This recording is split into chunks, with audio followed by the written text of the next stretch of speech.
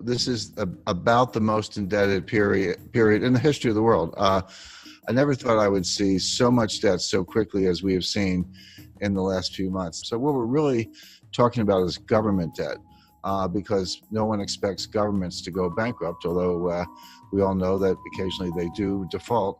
We've seen many cases of that, but certainly not the United States or the UK or Spain or France. No one expects any of those countries to default anytime soon. But the way I think about debt is I use the debt to GDP ratio, because debt is not automatically a problem. It may be a problem or it may not be a problem. It all depends on how much income or output you have to service the debt. So just to give a simple example, let's say you have a credit card and you have a $50,000 balance on your credit card. You owe the bank $50,000. Is that a problem? Well, if you make $20,000, it's a big problem. You're probably going to go bankrupt. But if you make $200,000, you could probably, write a check and pay it off. So the answer as to whether the debt is a problem or not can only be thought about in relation to your income. And so I use the debt to GDP ratio. I say, how much debt does a country have? How much debt is outstanding? And how big is their GDP? And when you use that ratio, if you're at, say, 30% or even 40%, that's a comfortable ratio. Yes, you have some debt, but you also have, say, a strong economy and your ability to service the debt by collecting taxes or other sources of revenue is very reasonable, and that debt level is sustainable. But when you get up to 60% happens to be the level under the Maastricht Treaty, where the members of the European Union are not supposed to have debt in excess of 60% of their GDP. Now, many of them do. I'm not saying this is a hard and fast rule, but that's where Angela Merkel gets a little bit upset when you're above 60%. And Spain and France and some other, Italy certainly are above that threshold. But there's another threshold that's important, which is 90%. And 90% comes out of the research of Ken Rogoff and Carmen Reinhart. And what they've shown in developing markets, developed markets throughout the 20th century, recently, in the distant past, no matter where they look, once a country gets above 90% debt to GDP, a couple things happen. Number one, debt is no longer productive. The idea of borrowing is I'll borrow $1. I'm going to do something with that money. Huh? Yeah, I'll borrow the $1, I'll spend the $1, but I'll get $1.20 of GDP because, I'll spend it on something, but then the recipient, he'll spend it, and then someone else will spend it. And by what's called velocity, or the turnover of money, you'll actually get more than you borrow. That's Keynesian economics, very simplified version of it. But what Rogoff and Reinhart have shown is once you get past 90%, that's no longer true. You borrow $1 and you spend $1, but you might only get 90 cents or 80 cents of GDP. In other words, you reach a point where you cannot borrow your way out of debt. You cannot borrow your way to get enough productivity to get out of debt. And then you're sort of in a doom loop or a death spiral. Well, I mentioned 30% is comfortable, 60% is a problem in Europe, 90% is this critical threshold. The United States today is at 106%. But we are very rapidly moving to 120%. When you take the additional $5 trillion of new deficit spending that the Congress has approved and put that on top, and bear in mind, the GDP has gone down, right? So your denominator is shrinking, your numerator is going up, which means the fraction is going up, and now the debt is well in excess of 100%. It's actually coming into 120%. So all of a sudden, the United States starts to look like Italy, or for that matter, Lebanon or Japan, which is the highest of all. Now, the modern monetary theorists, MMT, modern monetary theory, whom I completely disagree with. I know a lot of them. I know Stephanie Kelton. She's a big brain. She's one of the thought leaders. She has a new book coming out. They say, so what? They say it doesn't matter. That you can take your debt to GDP ratio to not only 100%, but 200%, or in theory, even 300%. It just doesn't matter for two reasons. Number one, you can always print the money to pay off the debt. By the way, everything I'm talking about does not apply if you're borrowing in a different currency. If you're Argentina and you print pesos, but you're borrowing in dollars, that's a problem because you can't print dollars.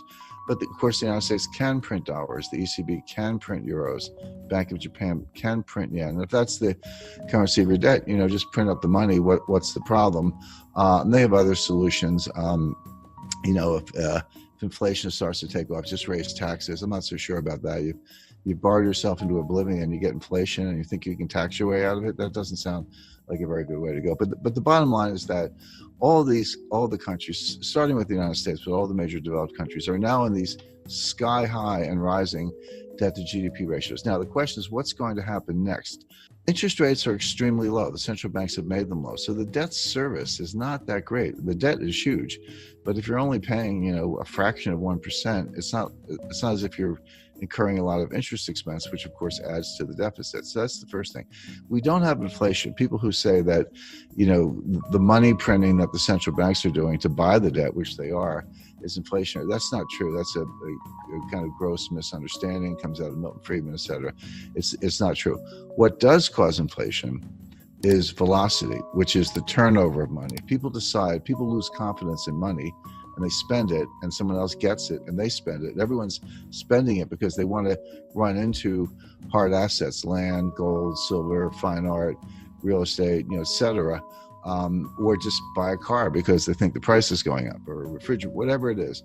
If you get that kind of velocity, inflation can happen very quickly. And we saw this in the late 1970s.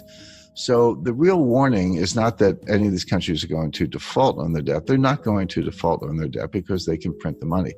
The danger is inflation. Now, if you said, do I see inflation right now? Absolutely not. We're going to see deflation, which is a different kind of danger. Deflation causes debt defaults because Japan has been trapped into that for 30 years. Yeah, and Japan's been in a depression, in my view, since 1990. My view, the U.S. has been in a depression since 2007. We're in our second lost decade. Japan's entering their fourth lost decade. But it's as if all the countries in the world are getting more and more like Japan. I had a meeting with Saki Kibara-san. He was very famous in the 1980s. He was known as Mr. Yen. He was an assistant finance minister in Japan, but he was called Mr. Yen. But very smart guy, very nice guy. And I confronted him on this. I said, Saki Kibara-san, your debt keeps going up and your debt to GDP ratio is sky high and your GDP is kind of flat. And he said, yes, but you're missing one thing. He said, our population is going down, which is true. So on an overall basis, they're flat, but on a per capita basis, their GDP is actually outperforming. So I said, so the logic of that is someday there'll be one person left in Japan and she will own the entire country and be the richest person in the world. Well, it's very bad for Argentina, and here's why. If you, or Chile for that matter, if you borrow in dollars and then we have deflation, what does that mean? It means the value of cash is going up, but it also means the value of the debt is going up. So even if you have very low interest rates, which we do, when you borrow in dollars and the dollar is worth more, that's what deflation is. Your dollar is worth more. That means your debt is also worth more, meaning you owe more debt in real terms. The nominal debt's the same. So if you borrow 100 million, you owe 100 million. That doesn't change. But if you have deflation, so that the 100 million is actually more valuable. See, this hasn't happened since the 1930s. People don't understand. No one alive has really lived through a strong deflationary period. A lot of us have experience with inflation. We had it in the United States in the late 70s, and you're right, Argentina has had it on multiple occasions, and we can name other countries. People have a sense of what to do in inflation, but no one alive has experienced serious deflation since the 1930s. And if you did, you're 95 years old today. So people don't really understand it. But one of the things it does, it makes the real value of debt go up. So in real terms, you owe more money. So if you were in trouble to begin with and you borrowed money to get out of trouble, but the value of the debt goes up, now you owe more money. Now where do you stand? It may not show up in interest payments, but every dollar becomes more and more difficult to get. The dollar's worth more. So what it means is that you see a strong dollar. Now, your local currency could be weaker against the dollar. That's true. That could help exports. It could help tourism. So, there's no tourism right now. There's Yeah, not going to be more tourism. well, you make a good point. There is no tourism today. I'm on a mountain, and you're you're in a home or studio or someplace. So right, there's no tourism going on today. But assuming it comes back next year, if you have a really strong dollar, in theory, an American could, or European for that matter, could look at Argentina. I've been to Argentina many times. It's one of the most beautiful countries in the world, and nice people, great restaurants. So, but it could look kind of like a bargain to somebody with a very strong currency. Sure. But that's not really Argentina's problem. Argentina needs more high-tech industry, more high-value-added industry. It needs to break out of what's called the middle income trap, where you get to a certain point, but you can't get past that point because you can't just do it with assembly-style manufacturing jobs. You need high-value-added jobs. You need technology is what you need. And all the developed economies are facing the same issue. That applies to all Latin America, Chile, Mexico, Colombia.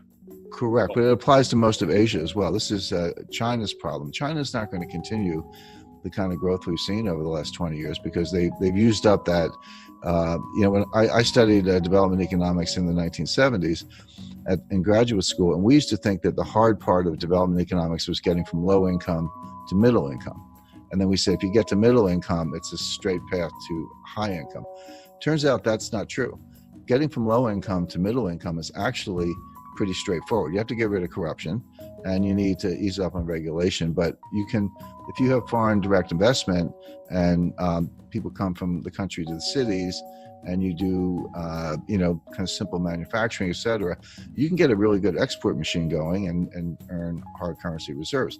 So that part's easy. The hard part is getting from middle income to high income, because it turns out you can't just do more of the same. You actually need more high value added. You need technology today, and that's what I would advise every country to be working on, including Argentina, where the Argentina has a very very highly educated workforce. I mean, Argentina would be a good case to why don't we make iPhones in Argentina instead of China, and we're going to bust up. The United States is going to bust up the supply chain to China. We're going to shut over time. Won't happen overnight, but we're going to pull those factories out or shut them down and move them elsewhere. So the question is, if I were advising any developing economy, I would say, how can I become a supplier to the United States? If they're going to get rid of China, which we are for a lot of reasons, I'd want to be in the list. And we're actually looking at Jordan as a country that could make cell phones.